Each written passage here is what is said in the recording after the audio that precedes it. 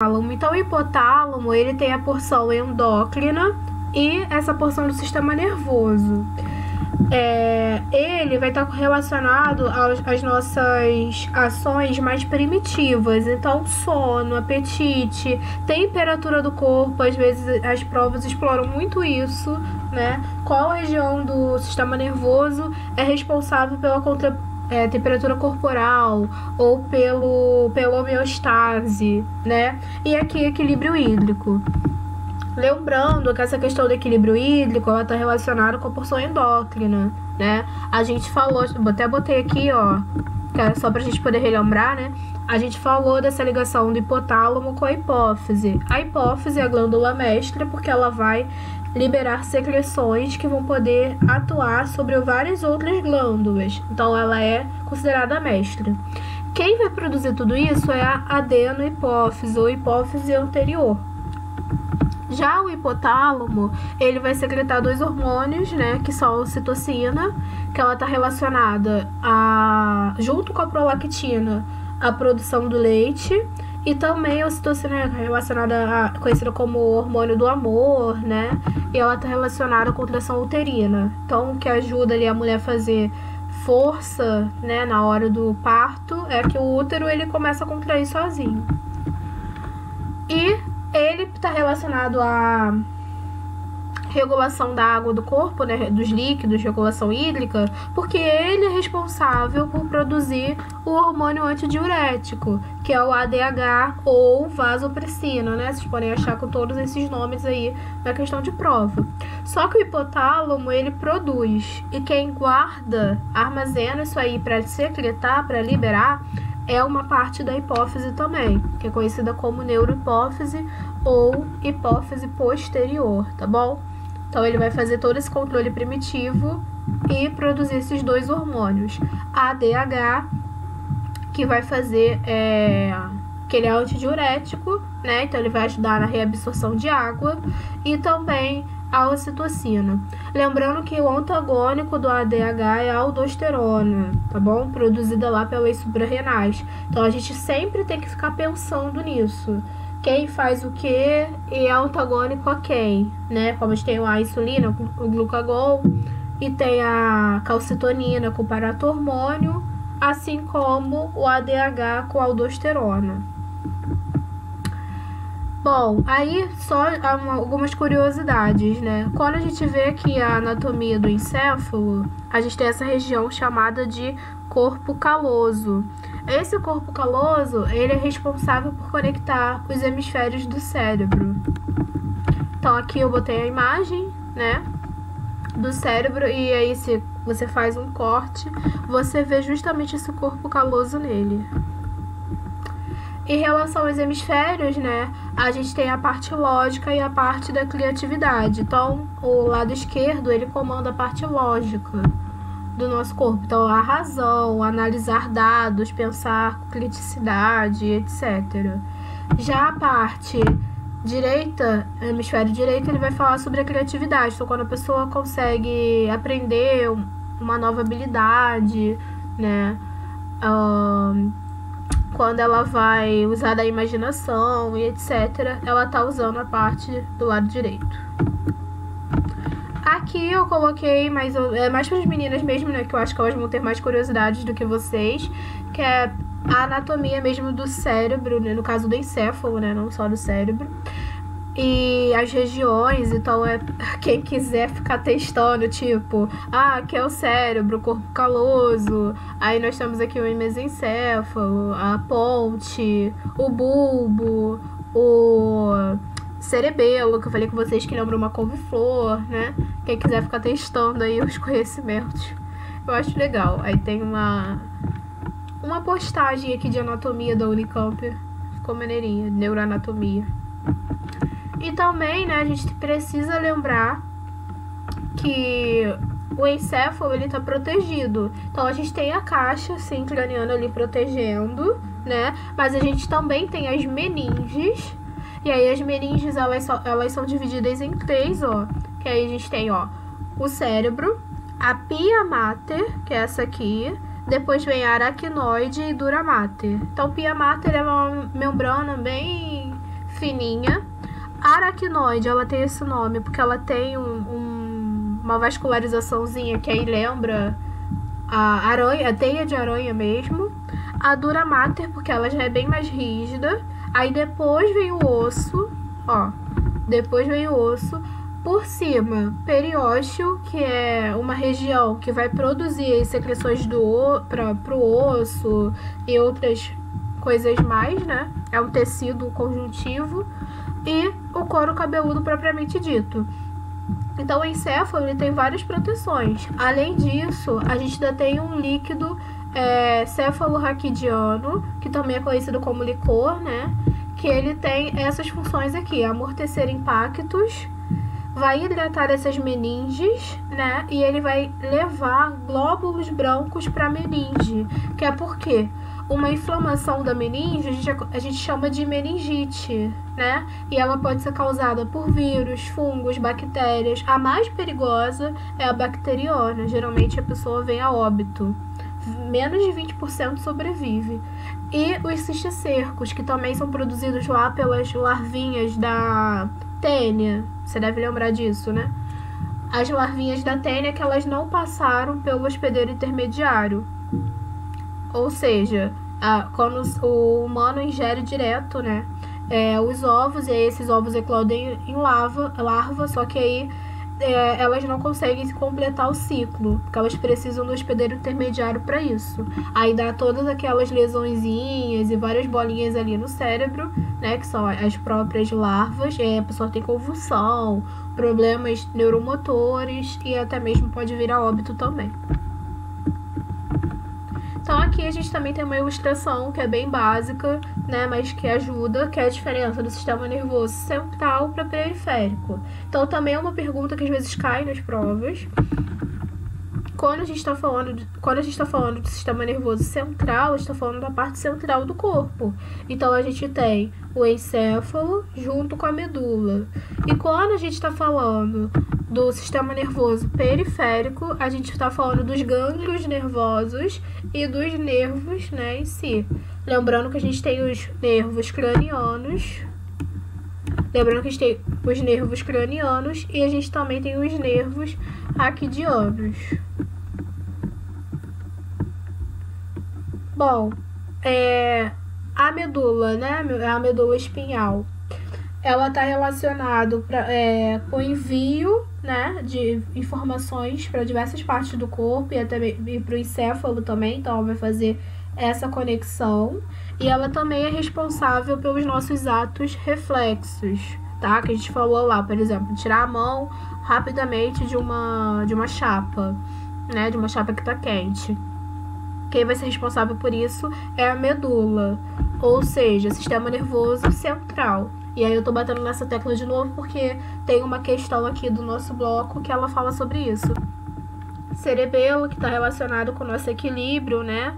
Coordenação aí do nosso corpo. A gente tem aqui atrás a parte da medula. Ele caiu? Caiu, né? Acho que ele deve estar com problema de conexão. Tem a conexão com a medula. Aqui o bulbo, que está relacionado com o batimento cardíaco e também frequência respiratória. Então, como eu falei, vocês têm que guardar no coração de vocês porque é muito cobrado. A ponte, que aí literalmente vai fazer uma ponte, né, entre a região aqui do mesencéfalo, da medula, com bulbo, etc. A região do mesencéfalo, que está relacionado com a postura do nosso corpo. Aí aqui também a gente vai ter a região do hipotálamo, que a gente acabou de falar, né, que vai ter essa parte tanto do sistema nervoso, para o ciclo circadiano, quanto para o sistema endócrino, que aí fazendo o ADH, produzindo o ADH, a vasopressina e a citocina. O corpo caloso, que ele vai fazer a conexão do hemisfério direito e esquerdo do nosso cérebro, né, e tudo isso vai fazer o encéfalo. Então, quem tiver curiosidade, pode acessar aí o link para poder ver como é que funciona. Bom, e aí, reflexo medular, né, que nem eu já tinha falado lá com vocês. A medula, que é capaz de fazer essas respostas rápidas, de emergência e tal, sem que a informação tenha que ser processada pelo encéfalo. Então, é algo muito rápido mesmo e é algo que a gente não pensa. A gente precisa disso. É igual, por exemplo, vem alguém e dá um susto na gente, né? De ter aquela reação assim rápida. Ou vem uma pessoa querendo catucar em sua barriga, né? Que geralmente tem nervoso, aí já dá um pulo pro outro lado. Tudo assim é reação de ato reflexo. Os nervos, né, que a gente já tinha falado lá atrás, que eles são prolongamentos geralmente de axônio, e aí eles vão ter essa função de sensitivo, ou então motor ou associativo, que vai fazer a conexão entre os dois tipos. E aí a gente vem para aquela questão do sistema nervoso ser classificado como somático, que é voluntário, ou autônomo. E aí, da parte do sistema nervoso periférico, isso é o que mais cai. Então, sistema nervoso voluntário. Voluntário é algo que eu quero fazer, né? Depende da minha vontade. Então, para eu andar, para eu falar, para eu me movimentar, eu tô falando do sistema nervoso, eu dependo do sistema nervoso voluntário. Eu tenho que querer fazer isso, a não ser que a pessoa esteja com espasmo ou com algum problema. Agora, sistema nervoso autônomo é a parte inconsciente, é a parte que a gente não controla. Então, digestão, batimento cardíaco, o movimento lá, né, do nosso corpo em geral, dos nossos órgãos, aliás, desculpa, em geral, tudo isso vai depender do sistema nervoso autônomo. E o sistema sistema nervoso autônomo, ele é dividido em duas partes. Então, tem o simpático e o parasimpático. O sistema nervoso simpático, ele está muito relacionado a estresse. Então, são situações de ação, luta, fuga, enfim. Também está relacionado a esses sentidos mais primitivos, né? E o sistema nervoso parasimpático, ele vai estimular aí as ações de relaxamento. Então, quando a gente estiver em repouso, enquanto o sistema nervoso simpático libera a noradrenalina, o sistema nervoso parasimpático libera a acetilcolina. E isso aí a gente também tem que saber, tá? Esse slide aqui, propriamente dito, que o simpático está relacionado a estresse e fuga, e o parasimpático está relacionado a relaxamento, e ele produz a acetilcolina. Então, aqui a gente consegue ver, né, a função de cada um. Por exemplo, se você tá falando sobre luta e fuga, você tem que enxergar melhor. Para isso, a sua pupila ela tem que dilatar, ela tem que aumentar de tamanho. Se você está falando sobre fuga ou estresse, o que acontece? Você fica calmo? Não, seu coração geralmente acelera, né? E junto também você aumenta ali a respiração, o processo de respiração. Aí, o que eu falei pra vocês, a gente não pode esquecer que ele nem sempre vai estimular, ele também pode inibir, ó. No caso da digestão, ele vai inibir as atividades. No caso lá da adrenalina e da noradrenalina, ele vai estimular, porque você precisa de adrenalina, que é, né, a noradrenalina ali, que é o neurotransmissor, para passar essa informação aí de estresse pro restante do corpo. Sobre a bexiga, isso aqui também é legal. A bexiga, muito ao contrário do que as pessoas pensam, no sistema nervoso simpático, ela vai relaxar. Por quê? Se você contrair, você vai fazer xixi, né? Então, no momento que você tá ali em alto estresse, né, no momento de ação, você relaxa a bexiga, que é para você não urinar. E isso também tá relacionado que às vezes a gente quer ir no banheiro e a gente começa a se mexer mais. Não sei se vocês já repararam, né? Isso é meio que automático.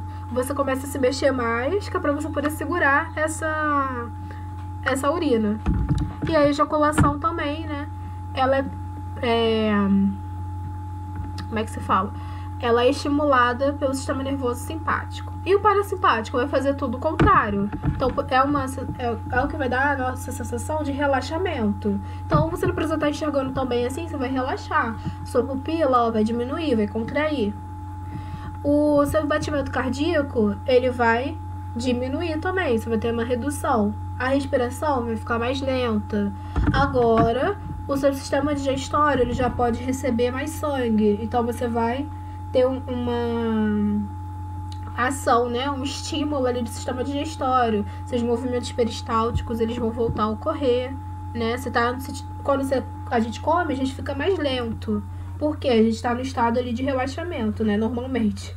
Às vezes não, mas normalmente estado de relaxamento. A bexiga, ela vai contrair, né? E aí percebam.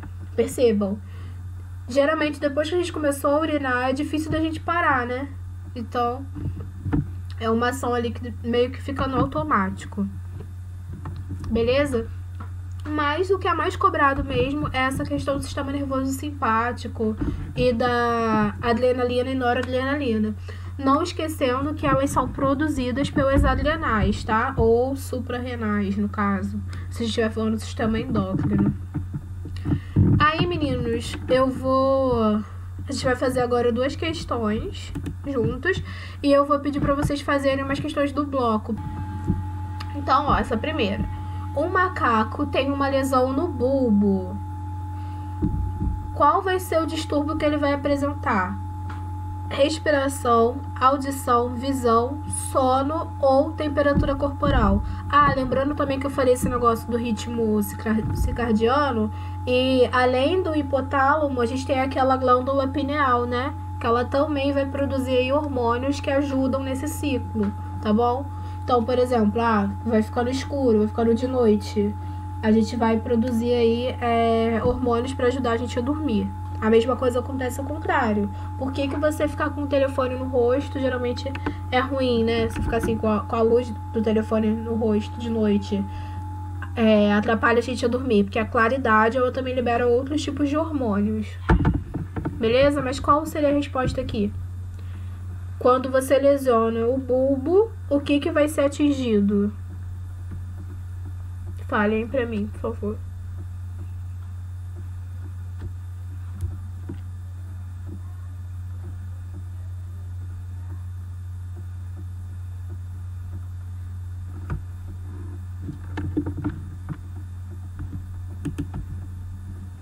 Isso aí.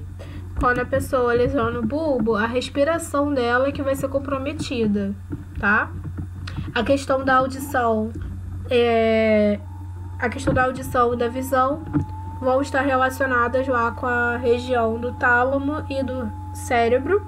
O sono está relacionado com a glândula pineal e com o hipotálamo, hipotálamo.